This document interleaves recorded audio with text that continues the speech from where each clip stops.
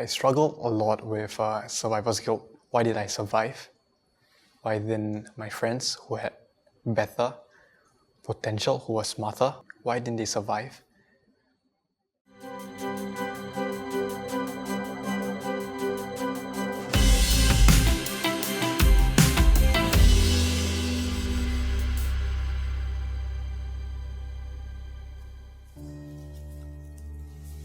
What happened that day?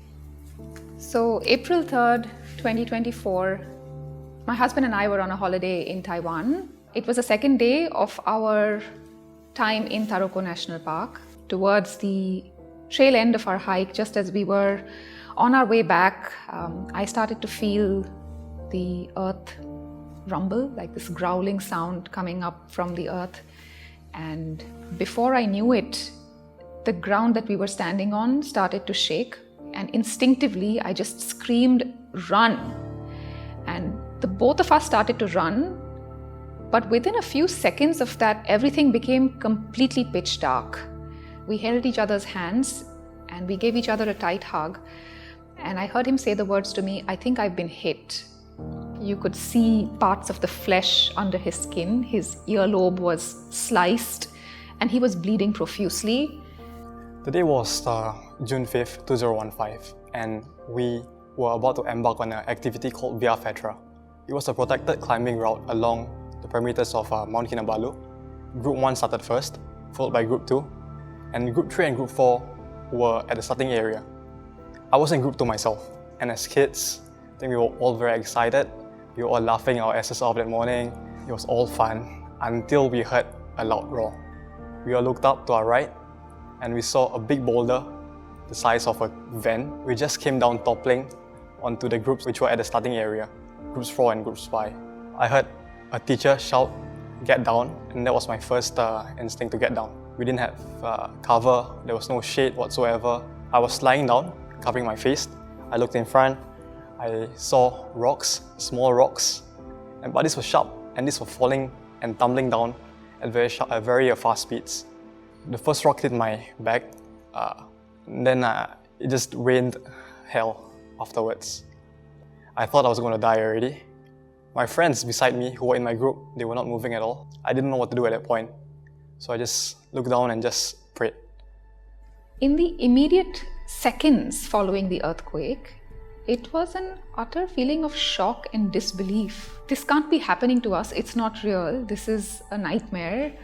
I must be having a really bad dream. The shock in the first few seconds turning into denial in the minutes that followed, because Gautam and I, we thought we were going to drive out of there. And in his injured state, he got behind the wheel and we started to drive into a tunnel. Tens of hundreds of aftershocks continued. With every aftershock, there were more landslides and more debris. Metal, trees, rocks and stones were constantly falling. So the tunnel was a bit of a safe haven because we were protected from this falling debris. At the same time, it was hard to breathe because of all the dust that had been kicked up with the landslides. Tourists who were at different parts of the national park also ended up and converged in that same tunnel. Because my husband and I had planned to do a picnic right after our hike, we had a little bit of food. The mind starts to think about conserving. How long am I going to need this for? How can I sustain that long? We did share some food, but not as much as we had. Personally, I carry a lot of guilt from holding on to it because I didn't know whether we would make it out of there in 2 days or 3, and I was also looking out for my husband who was injured. The circumstances in the tunnel were not great, but I think we made the most of what we had over that time. How did I escape? While I was lying down and praying, this mountain guide actually came to my assistance. I found out that I actually had fractured my skull at that moment because when he showed me the helmet, it was all bloodied and it was in half. He then cut my rope loose and told me to get to my own safety. I used the rope and rappelled sideways. I saw everything. The aftermath, the bloodbath, the bodies everywhere. Things that a kid should not have seen back then. I knew I had to find someone for help. I was all alone. So I made my own decision to go back to our abandoned hut, our resting place for the previous night. And that's where I met the other survivors. We waited for the helicopter, but the helicopter didn't come. I think it was like 2 hours.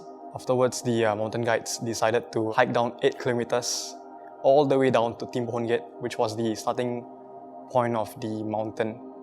The hike down was another painful journey. With a bloodied head, sprained bones and cuts all over my body, I had to push through everything. My friend El Wafik, he actually had fractured his collarbone, and that meant every step he took, it was extremely painful for him. I think it was like the 4th kilometer mark. He actually fainted and the mountain guide actually had to carry him down all the way.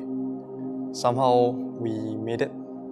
We escaped the following morning, and there was a group of 10 people, a few who didn't speak English, but we kind of, like they show in the movies, made a plan to walk out of the tunnel in the direction of the hotel.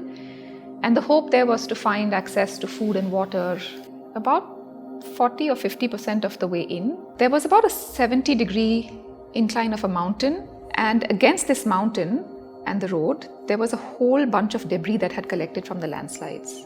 Our only option was to climb over that rubble, which was about 80 to 100 feet wide, and it was all completely loose rocks, twigs, dust, dirt, and we're really, really lucky that no major aftershocks or continued landslides happened that time. So after we got to the Silk's Place Hotel, I called my family back home and to just tell them that we're safe. We were hungry and tired and thirsty, and the hotel was extremely generous with all of their resources. And the guests, my goodness, the people who we met at the hotel who were staying there, some were doctors, others were just honeymooners, but people really showed up to help and support, and everything we needed, from contacts to doctors or people who were sharing their pain relief or other medications, to even people who offered us a change of fresh clothes. That was really just such an amazing experience to see how people came up and stood up for each other and just volunteered to share the goodness. After I entered Gleneagles Hospital, I underwent surgery there. I suddenly woke up and saw my parents on my bed next to me. Didn't tell me anything at first. I think they didn't want me to panic, didn't want me to feel sad, but I knew some of my friends had passed on. Many that went on this expedition were very close, and for me myself, was quite close with Amir Ryan, the late Amir Ryan, and the late Navdeep. When I saw the news headlines, group of students passed on, I was shocked. I was sad. For an 11-year-old back then, I still couldn't comprehend what actually happened. If I was in that position now, I would have just shut down and cry all day. Did you think you wouldn't make it out alive? Several times. We had a very real conversation on the morning of the hike, where we talked about a few different scenarios that could be possible. One of us gets taken by a landslide, or it could happen that one of us gets very severely injured and cannot physically be carried by the other person to safety. And there's this sense of dread, like every time you start to feel the earth shaking and you hear those sounds of metal falling and debris just clanking its way into the valley, you question, this time will it hold? This time will something cave? It's a huge degree of perspective that you can get when you face the possibility of such significant loss. And there is the dread of death, the fear of separation from loved ones.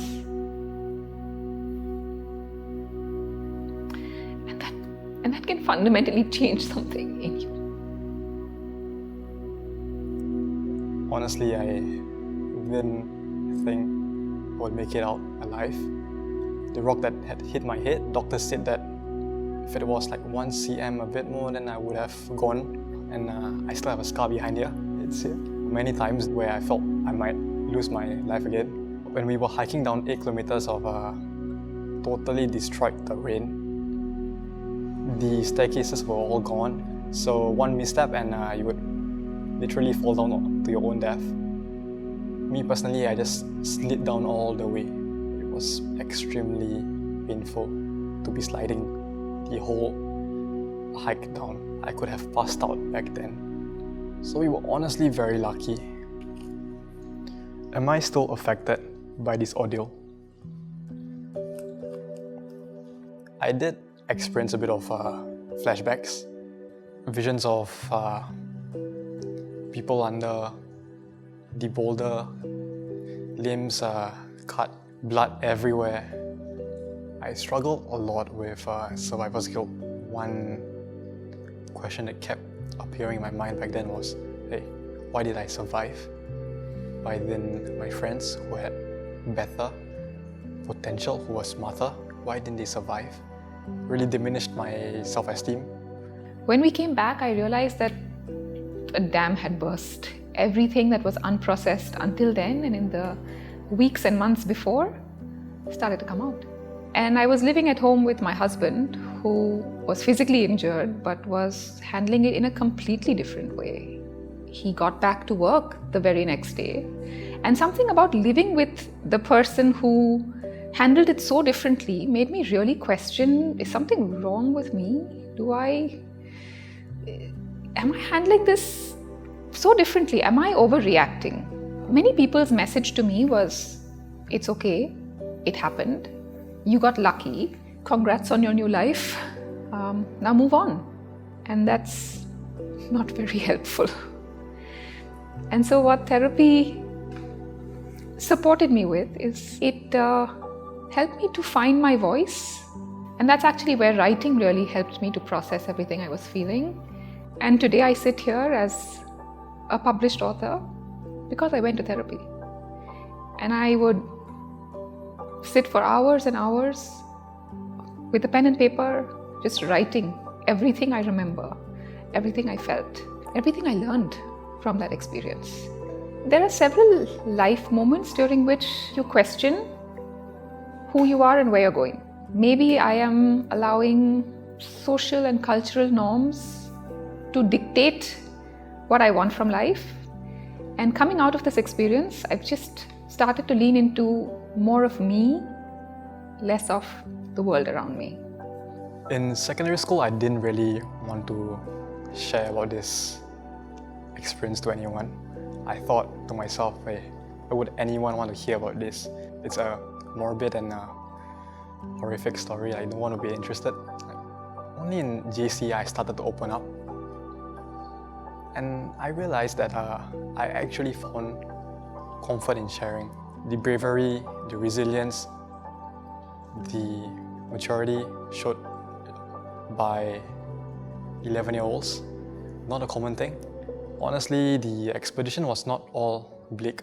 On the way to the hut from the airport, I actually sat together with Navdeep, and he shared to me his life aspirations and goals. I still remember vividly how he shared that he wanted to make his family proud, and there was this sense of respect I could hear in his voice towards his mom and his sister.